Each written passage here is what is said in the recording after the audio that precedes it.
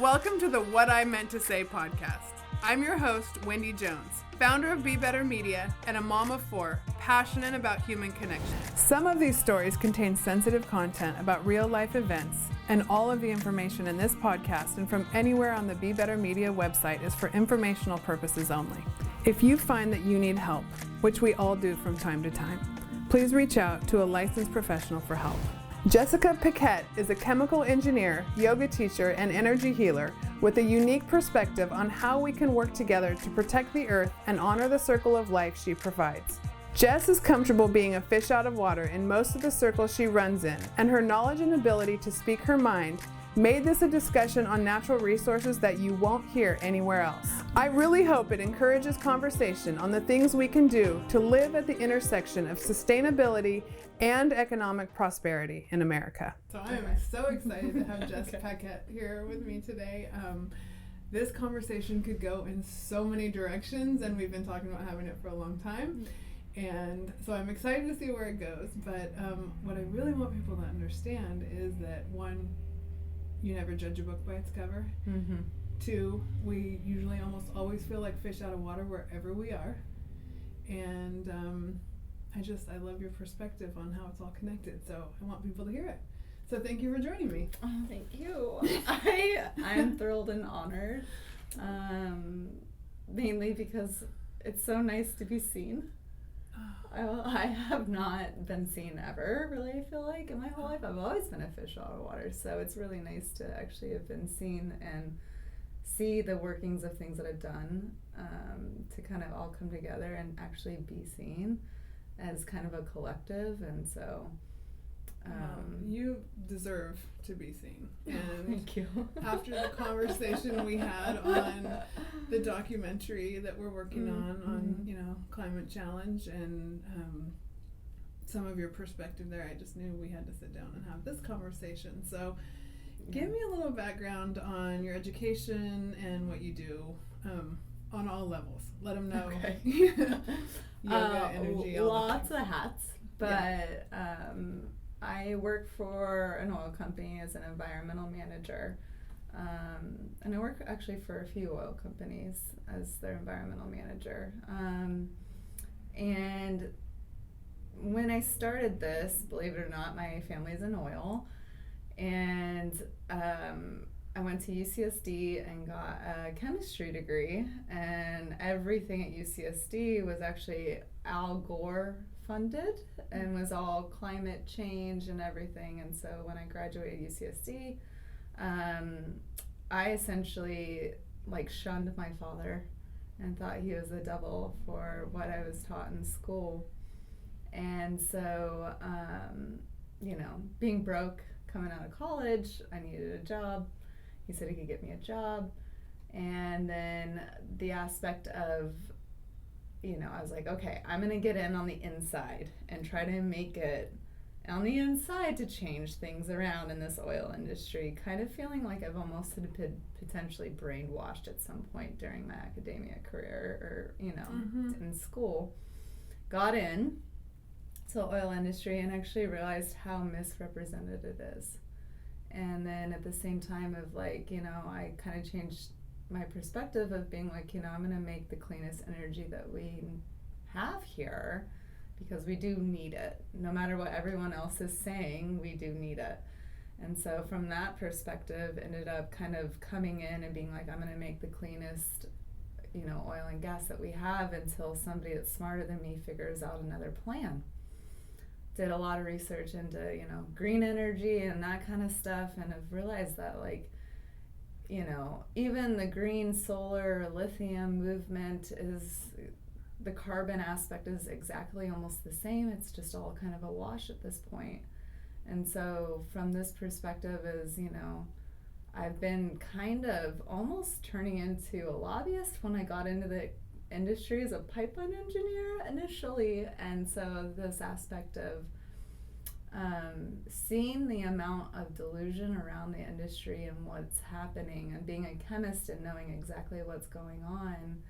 And the thing is, a lot of this industry is just so tired and down because of the fact that it has a lot of hate towards it.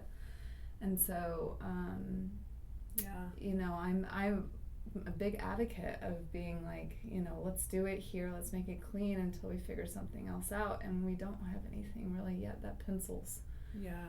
And so that there's so much in all the things you just said, and one of the first things I want to say is like being a pipeline engineer, and then having that knowledge to be able to go out and lobby. Like, how many people do you get that like have actually had that experience in the field to understand engineering wise and fundamentally how it all works, and then be able to go in and work on safety and work on real environmental safety issues that make an impact, because we both care about the environment and the earth, and we've talked about this. And it goes to being that fish out of water, where you're like, no matter where I am, like when I'm with my oil industry peeps, they think I'm a crazy yoga teacher liberal, and when I'm with my yoga peeps, I think I'm a crazy oil industry conservative, right? 100%. And so we slap these labels on everybody, and really the constructive change is in the middle when we take all the labels off and start listening to each other.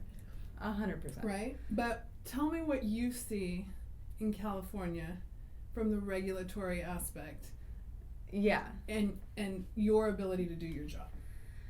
Well, let me backtrack a little bit. It's not only the oil insect, because they works very well with the yoga, energy healing / you know, alchemy that I work on too, is that from this perspective, we have to work together, and we have to honor and respect the earth for her to provide for us too. And I think a lot of times it is seen that industry has maybe come at from an ego or a power perspective. And for me, it's coming of more of a respectful aspect of the earth, and this is her blood, and we need to be able to respect her, and she will provide if we treat her right. And so, and this has come from me being an energy healer / yoga teacher / seeing all of this in my day job, you know, seeing it in the day job, but then also seeing it as how it all works together, and being able to read energies and things like that throughout the earth. You know, I see it now, right? I was like, okay, we're okay doing this, but we need to cut the delusion factor out of it, and we need to work together to be able to, as humans, to make this work. The problem is us pointing fingers and battling each other over who's right or who's wrong is just, it's not gonna work. What's gonna happen is like we're just gonna kill each other off without ever coming up with a solution by just pointing fingers. So it needs to be a collaborative effort. And in the oil industry, I've been a fish out of water because they think I'm a crazy hippie. You know, will you share the story about when you go to oil fields in LA County? I love it, and I believe in it, but I mean, tell people what you do when you get out in an oil field or you're drilling a new well.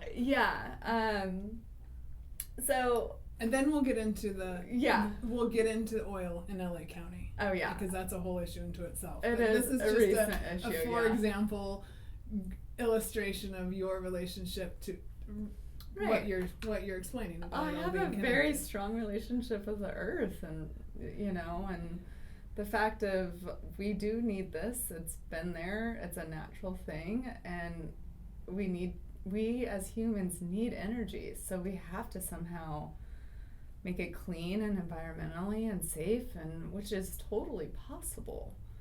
And you just have to come from the right perspective with it. And you know, the last 2 wells that I drilled, we had a ceremony before. They have this thing called dropping the bar.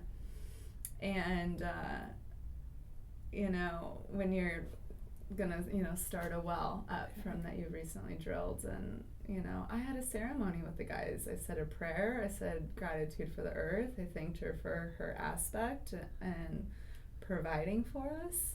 And the wells came in great. You know, the fact of like she responded and she was like, thank you, appreciate that.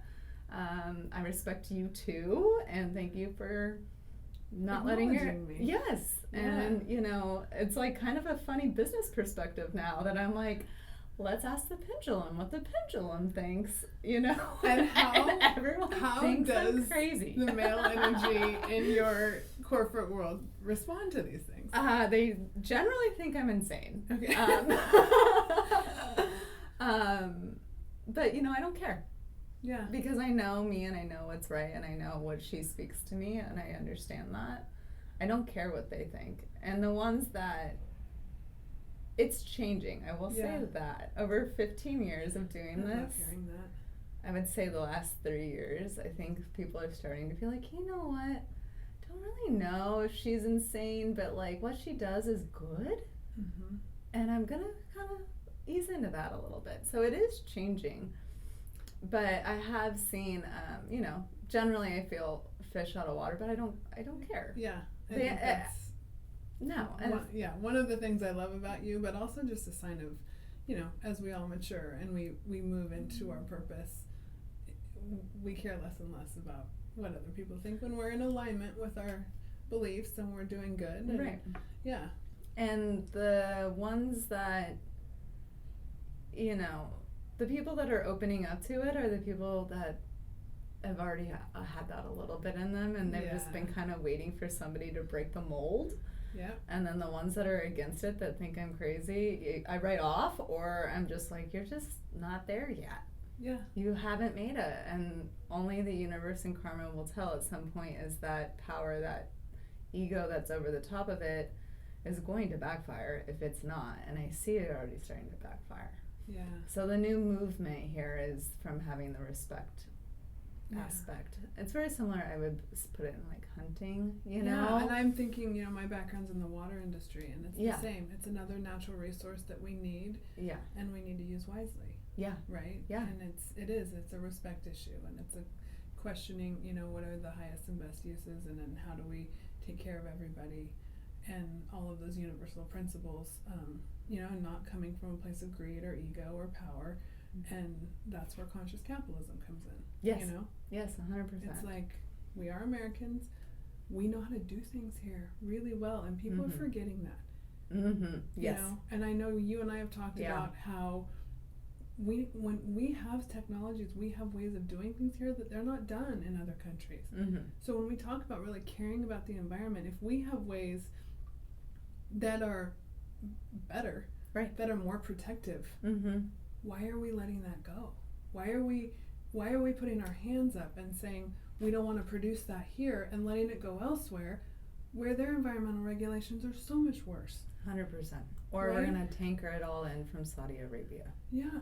You know, it doesn't make any logical sense to me. I don't understand why we are just going to say, hey, not my backyard, because one bad person made one error a long time ago, or even, you know, recently. It's not all the same. We're not all the same here, and there's definitely right and wrong ways of going about it. Mm-hmm. And just cutting the industry off at the knees is going to cripple us as humans, because we don't have a contingency plan really for this stuff. Yeah. That's the problem, is that like we can take people's trash cans away expecting them not to produce trash.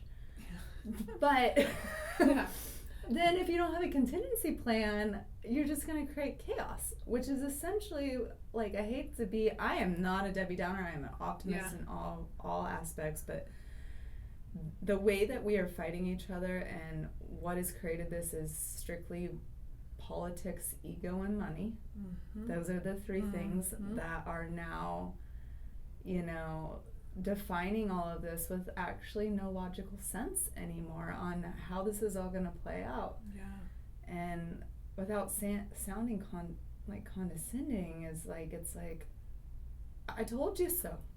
Yeah. In 2 years, you know, 3 years, when all of this comes down the pipeline, I'm going to be like, I've been trying to prevent this train wreck for years, and I can't. Are you getting to the point of, you know, this push we have for renewable fuels? Yeah. And the shunning of the oil industry. Mm-hmm.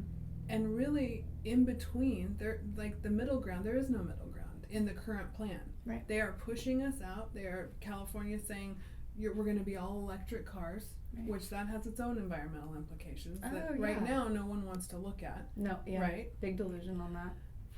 But, okay, there's space for all of it. Yeah. But how do we phase this in, right? I mean, we can't just drop oil and gas and go to renewables when they're not sustainable for our population. I think people think electricity comes from magic. And it doesn't come from magic yet. I think there are realms so that we will be able to produce our energy from more sustainable aspects, but it's not there yet. So majority of electricity that's going to come when we're 100% electric in California is going to come from coal from Utah that they have to transport in, because electricity isn't magic. It has to come from somewhere. So by pushing all of that, this infrastructure of California is not set up like that. We are already having rolling blackouts because we don't have that, let alone the lottery for Teslas when all these cars, because you're only going to be able to charge your car on Tuesdays and Thursdays. And I mean, the implications here are really, no one's looking at it. They're not forward thinking. We're not. And also, oil and gas, SoCal gas, all the gas that we produce is all local here from local oil and gas wells. You get rid of that, we're going to be in a gas shortage, which means you're only going to have hot showers on Tuesdays and Thursdays and things like that. We're going to be in a lottery and a gas depletion because you're just going to shut down the natural gas around here, and you're going to have to pipe it in from other countries, which piping gas is not necessarily safe on that aspect from other countries, even though the gas I pipe is safe. Yeah. But from shorter distances, right? Yes, like the logic, and I can't say I'm not deep like you are, but logically speaking, a gas pipeline doesn't need to be any longer than it. This is what I don't understand is all of my environmental, what I'll say, classes that I took of sustainability in school was local is sustainable. Yes. It's farm to table. Food. I was going to say food and water and local is ecology is sustainable. Yeah. Yes. And so by just pushing it in towards another country, pushing it into another state, on that, when you have the natural resources, you can sit here and regulate it. You can put in people in place like me or other things that are doing good to be able to do this. We're preventing this aspect of this train wreck, of being like, okay, I actually think it's the most sustainable energy, because if you go solar, then you're... problems with solar. What are some of the problems with solar energy? Solar, I mean, all the mining of all of the materials are from out of country where they don't care what they're doing. They're mining the earth for these minerals. There's a very probably finite, limitation on lithium and these things for batteries, and all of this is just as bad as if the transport of the carbon, of the triggers, of all this. The problem is we're not looking at the full carbon life cycle of this stuff, right? Okay. We're not looking at what it takes to get the backhoe out in South Africa to dig this stuff up, what it takes to build it in China, what it takes to ship it from China, what it takes, all of this aspect. We're not looking at the full carbon perspective.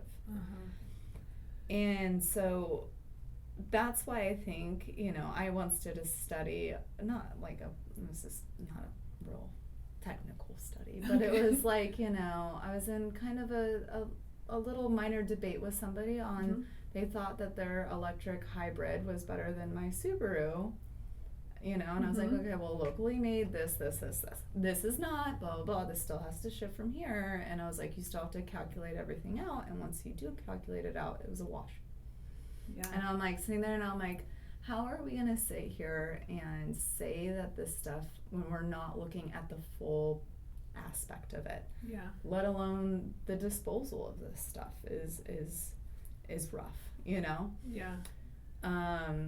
so the green movement is not that green. And from this perspective is, it's all politics at this point. Yeah. Is that opening the minds, no one wants to listen, no one wants to be educated. They're just like, I'm a good person. So there's a virtue signal. It's a virtue signal. I'm a good person. I care about the environment, and everyone has just told me this is bad. I've never looked into it from a technical perspective, never have seen, you know, what the local oil and gas and the regulations and the fact of like, I'm a chemist and a hippie, and I have no problem working around oil wells. Yeah. Like, you think I would be the first person to be like, absolutely no. Right. You know?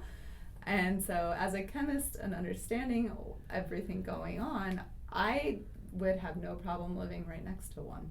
Mm-hmm. You know? Yeah. And that's what gets me, is that I might be one of the more educated people around this, and I'm trying to open the minds of being like, you know, it's really, if it's done correctly, it's not bad. Yeah. It's really not.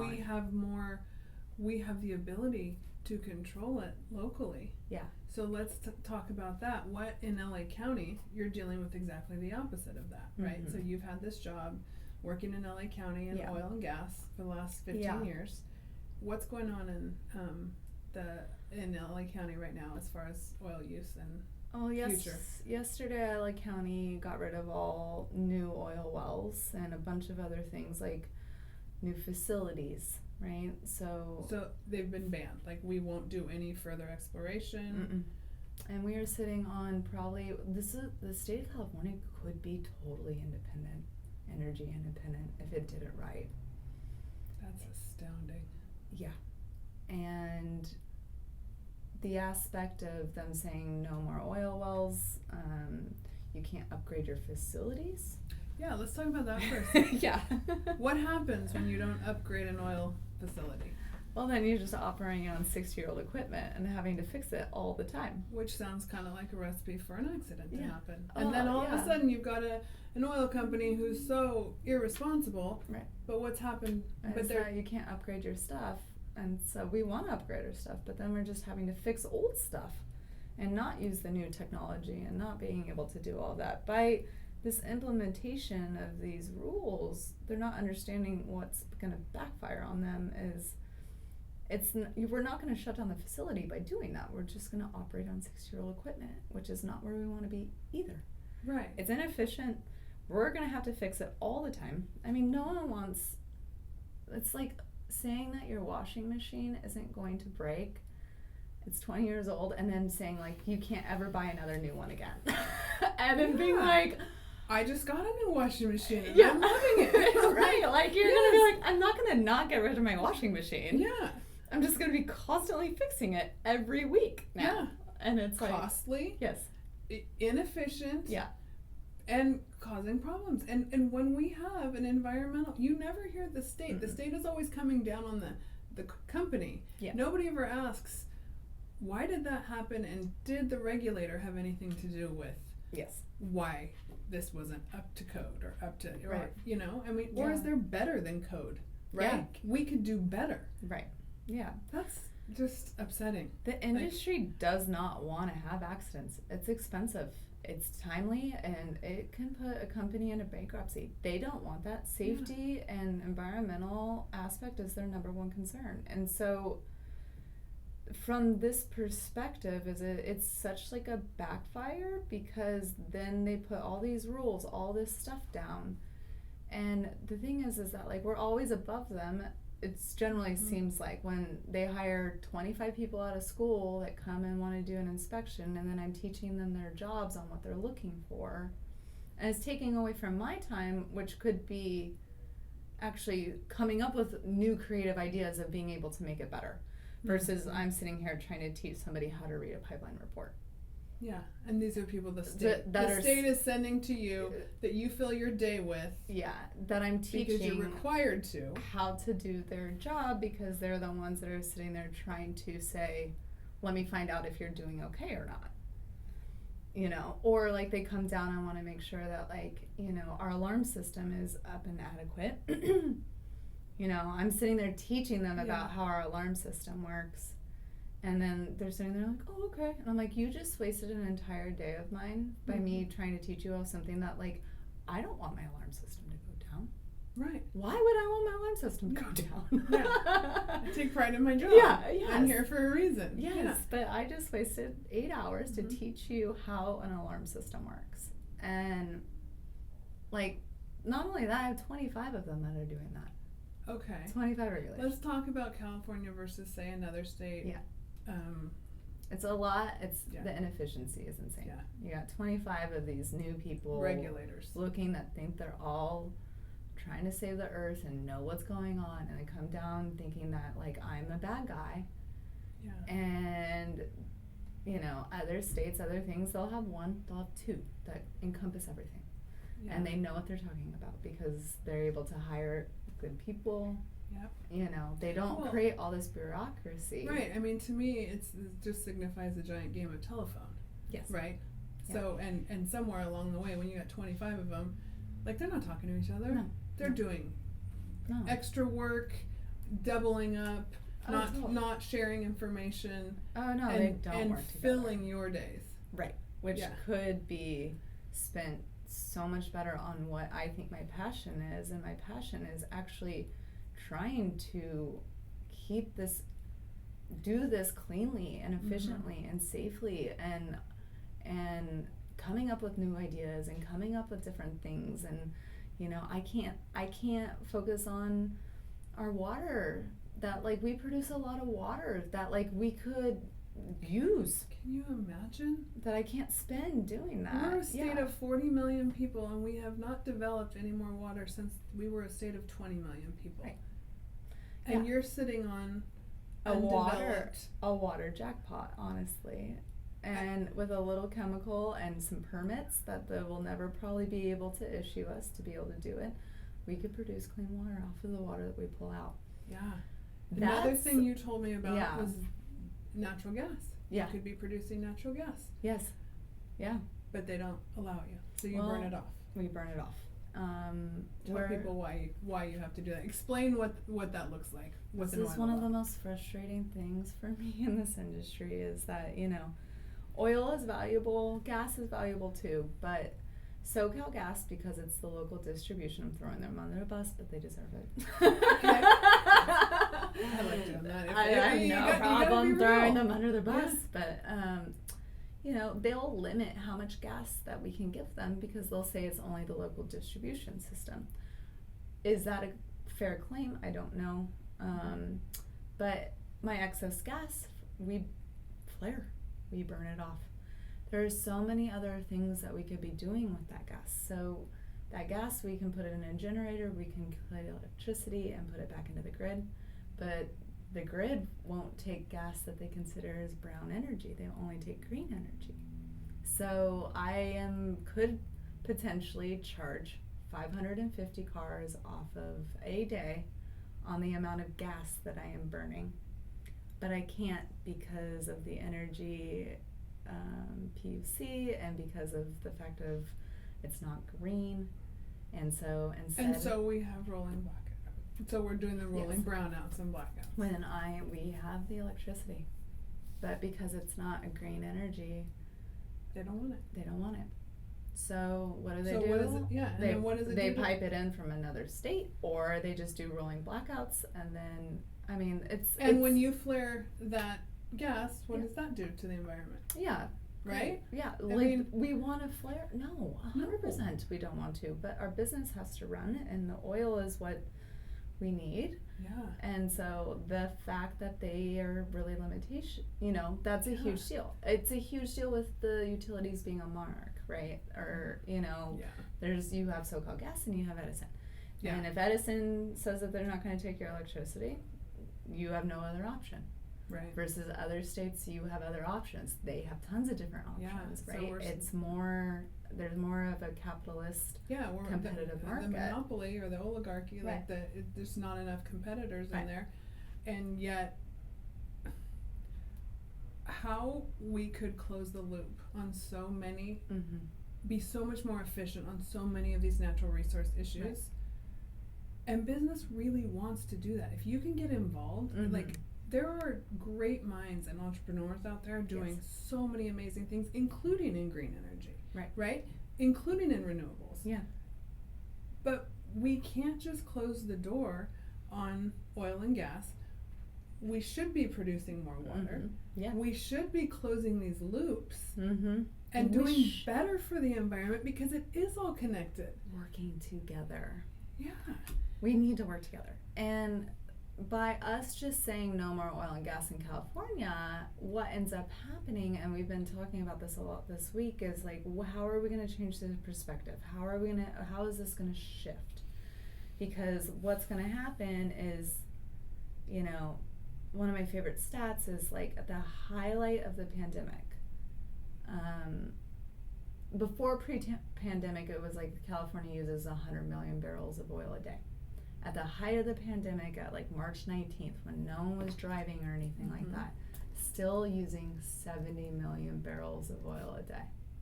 And that's jet fuel, that's not even anyone driving. That's your yoga pants. That's plastic. That is all, this is your Amazon deliveries. Like it is in so much stuff that like even if you were to cut all the cars out, you're still gonna use 75% of it.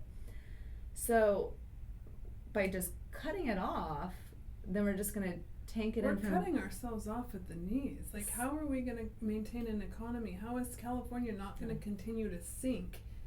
When my dad was in office, we were the 5th largest economy in the world. And now they love to tout, we're the 7th largest. I'm like, you've dropped 2 in the last. How far are we going to drop down? Because people can't work together, and the virtue signaling and the lack of planning. Mm-hmm. And looking at the big picture and collaborating. Yeah. It doesn't go on. No. It's just it's a regulating nightmare and killing small businesses, killing the middle class. Right. Killing the environment. Killing the environment. So when we start shipping from Saudi Arabia or by God, Russia. Yeah. Right? Because when you know what's going on in when Europe. we're gonna start to do this, and I was hoping that what was happening in Europe, we were going to see a shift of being like, oh man, we do not want to be dependent energy-wise on anyone else. I don't know why we would want to do that. And then, you know, we'll just start putting all these tankers out here on the coast, and our whole coastline's just going to be full of oil tankers because we just don't want it by us. Yeah. Like, it just doesn't make sense. Yeah. And then you can have just as much problem out there. Oh no, it's gonna take more of a tanker spill for people to be enlightened, I think. To be come around to it and be like, okay, so that's not the answer. Yeah, we're still have demand for it. Mm-hmm. And, you know, clearly, like what happened with gas prices is it's not going away. We were pushing $7 at the corner by my house this morning. Yeah. And my 15-year-old notices it. He pays attention, and he's like, what in the world? Look at the gas prices. And then my daughter in Texas is like, I can't wait to get back to Texas. Gas prices are this, that. It's only going to go up now. I know. It sucks. And that's your average American, though. See, it's like it doesn't you know? And that's the problem, is that middle class is getting squeezed out, like to have to fill your gas tank and go to the grocery store. And that all comes back to natural resources. It really does. How are we? We need to work together. Yeah. And it's really us pointing fingers is the problem. Mm-hmm. Is like, you're bad, you're good, you do this. Like we need to come to a middle ground of understanding, compassion, and being like, you know what, we need this. We need to work together to make it better. Yeah. We need to stop pointing fingers and honor that everyone has their little spot here. Yeah. Hey, I hope you're enjoying this chat as much as I am. For more great content, courses, and lifestyle, go to BeBetterMedia.tv. That's what makes me question the motives. And I'm not a conspiracy theorist, but I do question the motives of the people at the top and the people who make the rules, and who, like, are they doing their research, or do they have an ulterior motive? Like, is this just all anti-growth? Is this get out of the state of California, we don't want you here anymore? From my perspective, I've been talking a lot with politicians recently, which is just not, I've never been political in my whole life. And with these movements going on, is they're educated, they know But because the majority of the people in their districts believe this, they're going to go that way. Every politician that I've generally talked to has been like, I hear you, I understand where we're going, but you have to understand I have 1 million people in my district that don't want oil, so I'm going to go that direction because that's what they want, and that's what keeps me having a job and being a politician, is that that's how they're going to vote for me. So they're not stupid. So we get back to protection of power. It's power and money. It's keeping a job for them. And that is the last reason, and I'll be honest, the way I was raised and having a dad who was in politics from the time I was 7 to 20, gosh, like 25, I don't know, it was like my whole life. Yeah. I was taught it was a public service. Mm-hmm. It was a civic duty. Yeah. It's not something that you go and sit and protect for you. No. You do that job for others.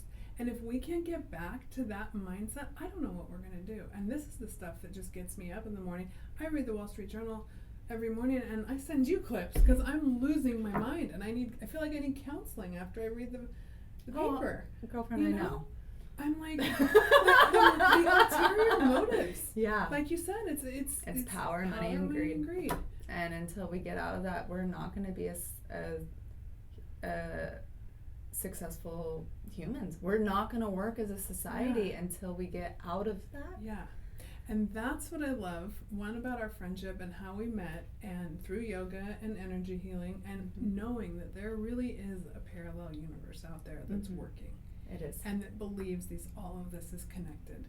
And when people say, why don't you want to, you should run for office, I'm like, I have no desire to run for office. No. Because that's not where the good is being done right now. It's really not. And when I go out in the world, there is a parallel universe, and everything that we're doing here with Be Better is like, okay, yes, I see the problem. Yeah. Okay, now, how do we get to the solution? What do we think the solution is? How do we put good minds together to come up with solutions? Yeah. Right? And not be judgmental. And not, everybody doesn't need to agree all the time. Right. We can come up with compromises. Yeah. But we're not there in the political world right now.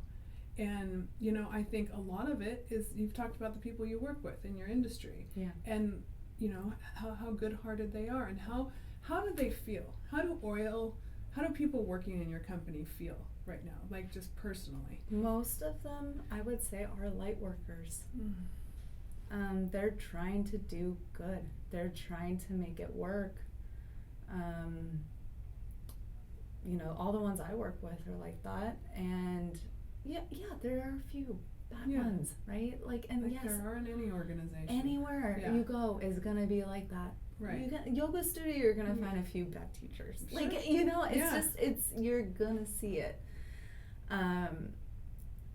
They're being crushed by the politics, being crushed, and the fatigue of just being constantly hated on all the time. You can't ever get anything done, and you're just, at some point, the light workers have to join together and just be like, we're gonna make this work. And we do, but the amount of hate that I've experienced in this position is just astounding. Yeah. And that's insane to me. I'm sitting there, I'm not doing anything to hurt. You're creating jobs and an economy and trying to helping be clean. families put food on the table. Yeah, and not at the expense of profits. Yeah. No. And we're just trying to make it work generally here. Yeah. We're trying to make it work. It's not necessarily about that. So what happens to the oil companies that you work for if LA County goes this direction, and has that already happened? It has gone that direction. There will be a lot of jobs lost. And the sad, really, really sad part that I see too is a lot of these jobs are people that don't have high school educations. Right? They're like, oh, we just transition them into this coding aspect, or, the aspect of we'll train them to do something different. And it's A, they don't want to. They're also making really good money. They're making, most of them without a high school education are making $100,000. Wow. And that's because they're trained to do this specific job. Yes. and they feed their families, and they're not. And what jobs are those? Like, what are people doing? You know, anything from being an operator to being pipeline person to being even the permit engineer. Now that there's no permits, the permit engineer is not going to have a job, right? And that's how he's fed his family for 30 years. And the industry is so niche. You know, it's going to be really hard for them to try to jump industries at this point. Yeah. And to be like, okay, we're going to totally find you at square one. Well, and that would be one thing if we truly didn't need it. Right. Like if all of a sudden we were just flipping the switch and here's the green economy and we're sorry you guys have aged out and you're not good for the environment and this is, and we have the answer. Right. But we don't have the answer. Right. And yet people are still losing their jobs. Right. So capitalism at its best is things that are not needed anymore will phase out. Right? Yeah. Well, quite the opposite has happened here. And this perspective is instead, you know, we have seen what's happened with Europe, and we've seen gas prices go through the roof, and that's not because there's nothing else there. Because everything of this green technology is really not that green, and it's not economical, it's not efficient.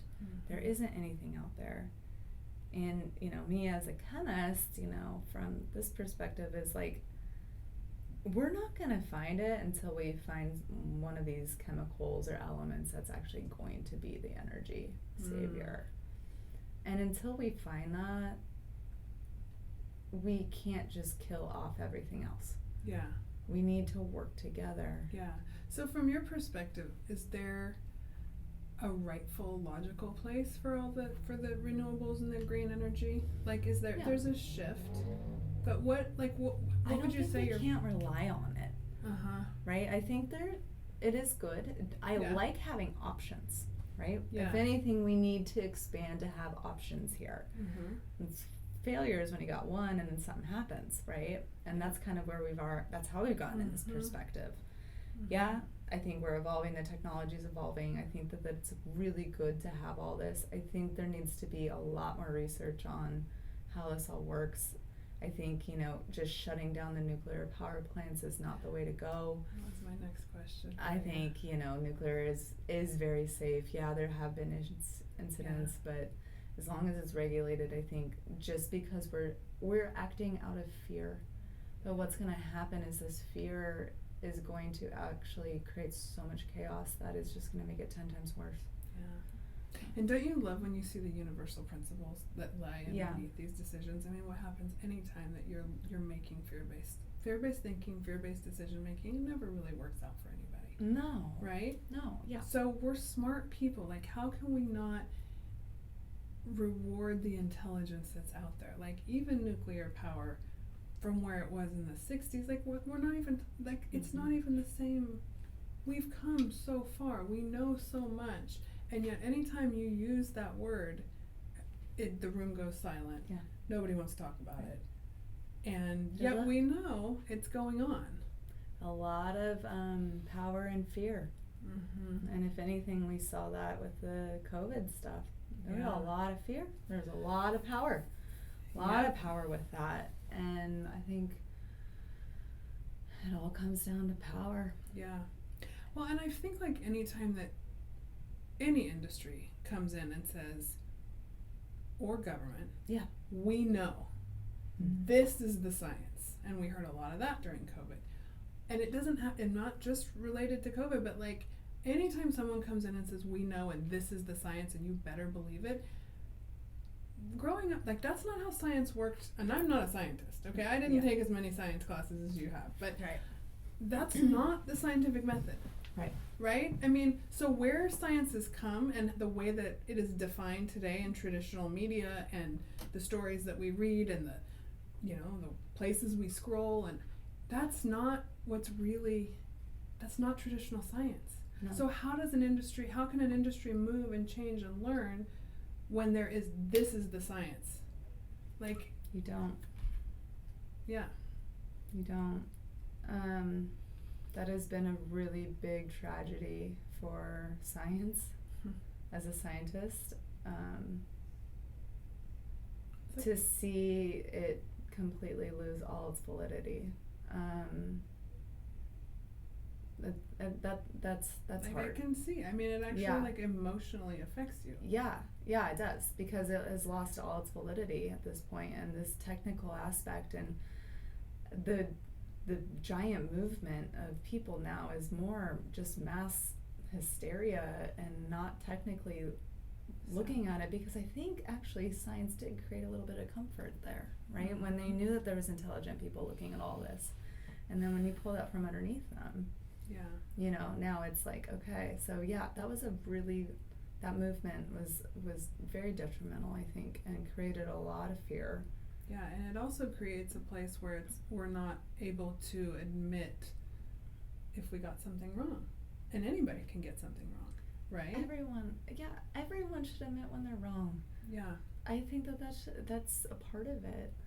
Yeah. And that's all comes back to ego. And if you can't admit that you've made a mistake, like, how are we supposed to be better? Yeah. How are we supposed to grow? How are we supposed to work together when you're not sitting there doing the reflection aspect that needs to happen with all of this, you know? So, I mean, I think a lot of my job right now has been trying to educate on different aspects too, of not even of the oil industry. You know, granted, I got in to be a whistleblower, and for me, I've become an advocate. Like, that is the biggest aspect, and that's that willingness to change and learn and be open. Yes. Right? Yeah. And the opening the delusional issues on other things too, of, you know, yoga, of growing and being together and creating the intimacy factor that humans really do need. We need to work together. This is only going to work if we work together. And having power struggles and egos override it as that you shall do this and I know what is up. That's not how it needs. That's gonna kill us. Like, we need to back off. Everyone needs a big ego slap, essentially. And it's like, it's not about power. Yeah. It's not about money.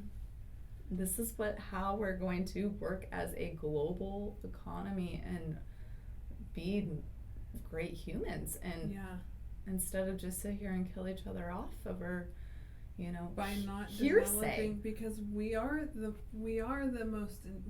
intelligent species, right? And that doesn't mean that we actually owe more respect, because we have the faculties that we do to pay the respect to the whole entire ecological system. Right. And that's, you know, but I mean, we can't be just erased out of the picture. No. Like, we are part of the world. That's a and big... how do we contribute to that?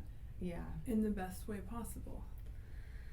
Yeah, I mean, it's just education from this perspective of mine, of being like, hey, like, listen, the earth is a lot more powerful than us. And the fact that we think that we're more powerful than it, come on, like, she's given some little power, you know, like, hey, don't do that, here's a hurricane. Like, hey, don't do that, do that, you know, she's given us little slaps. But her slaps are work together to figure it out. Yeah. We're not necessarily, we are really destructive and gross and like, there's so much waste out there, but I'm sorry, the government's contributing to that too. 100%. That's not just your average American. Yeah. Like, we're all contributing to waste. We're all not doing as much as we could. No. Well, you know? I mean, it's even just the aspect of, like, something as simple as the trash bins, right? The recycle and the regular garbage go to the same landfill, and they funnel everything out. But you want to know what? Now we have to have 2 trucks to come and pick up your stuff, right? So that you just feel better. Yeah. Like, okay, come on. And if you go in to open a business, they charge you a big fat deposit for recycling. Right. And they're not recycling. Like, it's disheartening. Yes. Like, anytime leadership makes rules and doesn't follow them, you lose your respect and your belief in that leadership. And I feel like that's what government's doing to us over and over again. I've never been political. I've never thought it really mattered. But I will say is that seeing these politicians that know better that are choosing the other way for their own benefit is something that's so sickening and hurts to the core that I feel like I want us to be better as humans. Mm-hmm. And until we can't get around that, you know, I've seen it. They'll turn around and say, oh yeah, I believe, I get it, but no, I'm going to vote this way because 1 million people think this way and that's who's voting me in and that's what I'm doing. And I'm like sitting there and I'm like, so we're just going to listen to the mass psychosis instead of educating the mass. It's not being a leader, right? Being a leader is educating on, no, that was wrong, or this is wrong, or this is the research, this is what it is. And you can decide if you want it or not. But as a leader, that's the perspective instead of just trying to sit here and being like, you know, 1 million people have been miseducated as far as I'm concerned. But because they're paying my paycheck. Yeah. Then I'm going to side with them. I'm going to say they're right. Are there things that the oil companies, like that education, like how do you see that educational process? Like if you could have it your way, how would that educational process happen? Because how do we get that out there? You know, I think there have been movements, and I've seen this in my own personal life of me trying to educate and then seeing it backfire, right? I sit down and explain it and then turn around and they're like, okay, but yeah, I'm still gonna plug in my car and still want a hybrid, and you're still wrong. And I'm like, I honestly do not think it's a big think tank, right? I do not think I will educate. I am trying to educate, and a lot of my industry is trying to educate, but I think it's going to take a natural disaster for people to switch. Because it is so almost brainwashed at this point that it's so hard to break that. And you have to be open, and there's definitely an openness that is coming with more and more people. That I'm seeing more and more people that are more open to it, that are listening and critical thinking and that. But that, I think that is the challenge of fighting those that do not critically think. And those that are going to be the sheep and trying to educate the sheep, sometimes they're difficult. That is hard. I don't like that chain of events. I mean, when you say that, it takes a natural disaster. Okay, so then you have a whole bunch of people whose lives have been hurt, ruined, deaths are happening, businesses are ruined, families are crushed. Then to move from a place where everybody's in a terrible position to try to grow back and educate the powers that be, that's not a logical train of events. Right. Like that doesn't happen. So it's like, where do we educate? Power struggle is really scary to me. It is. It's very scary. It's very scary to me Getting people to wake up is scary. Yeah. Like it shouldn't take until we can't turn on our lights. It shouldn't. No. You know? And I mean, I have never spoke out because quite honestly, it's created so much hate and it hasn't been worth my energy to be able to expend it towards people that are closed.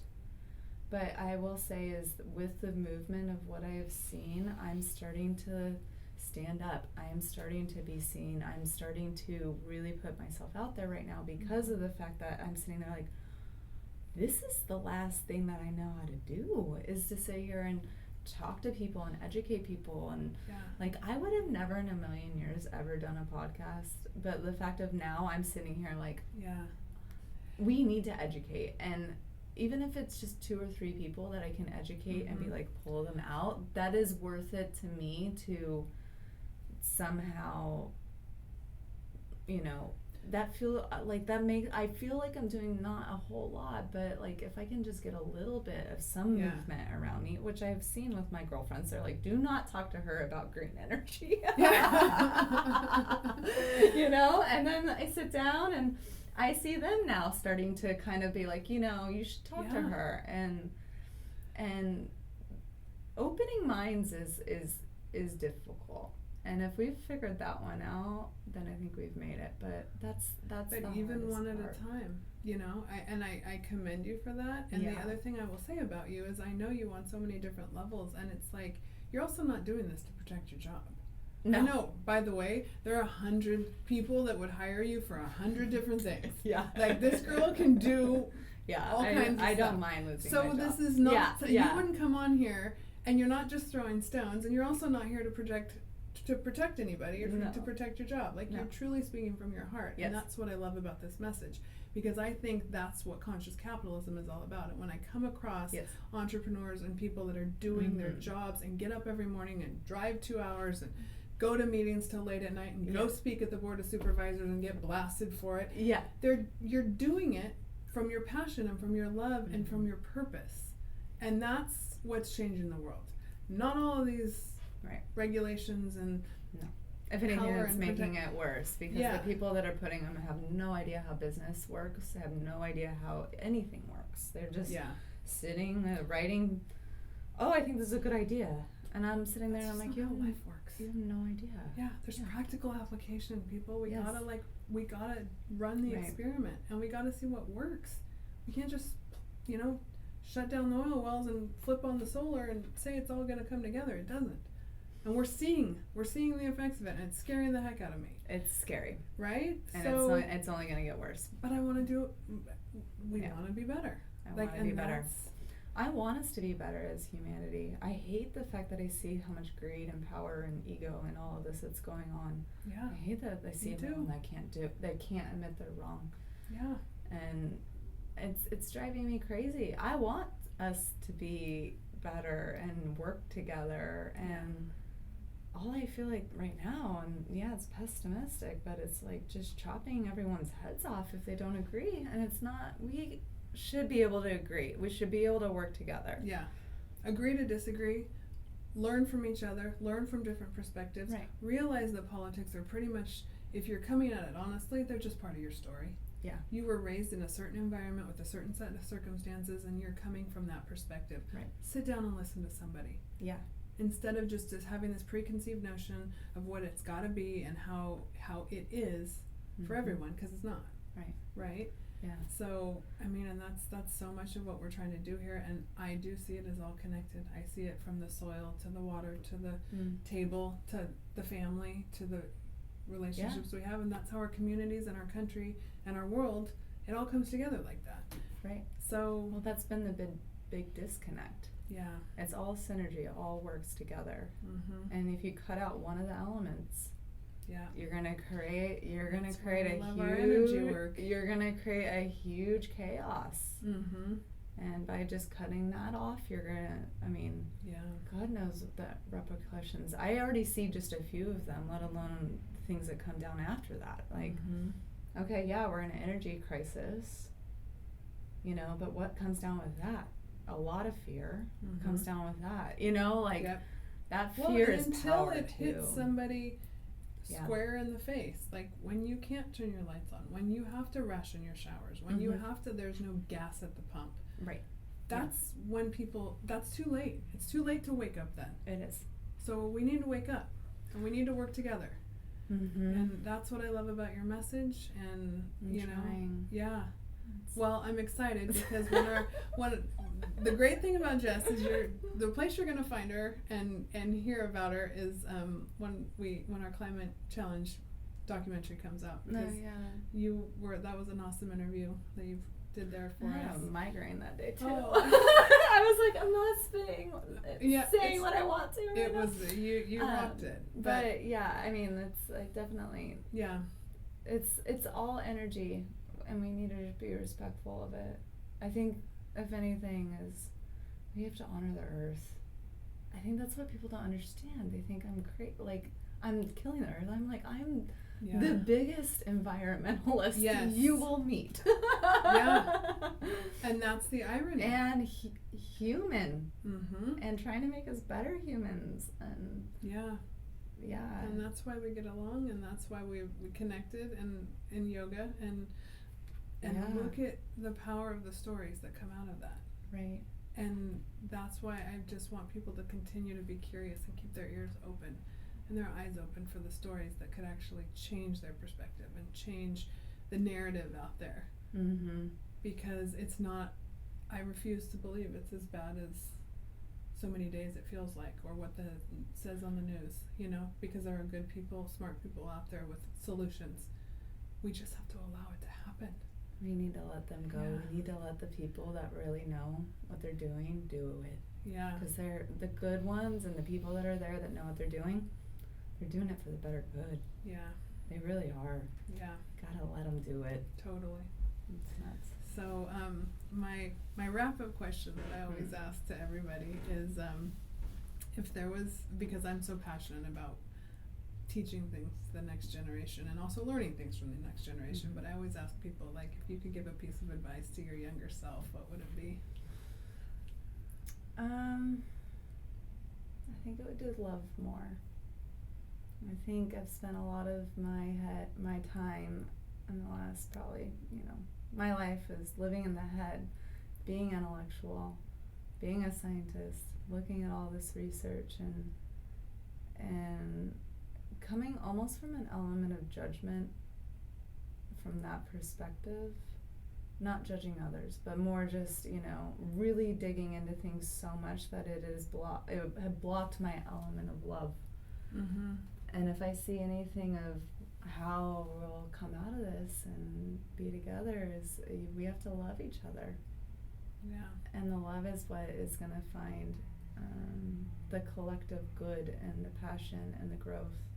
Yeah. And I think the peace. And the peace. And if we just love. Yeah. And love ourselves, others, right? I think I we're love good. that. And so I think I haven't loved much. Mm-hmm.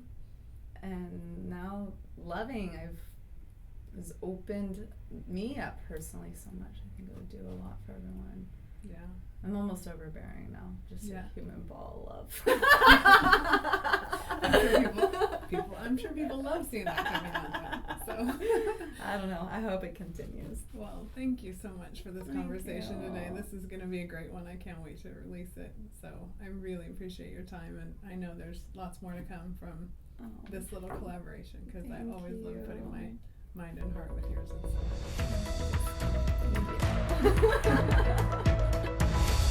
Thank you so much for listening to What I Meant to Say.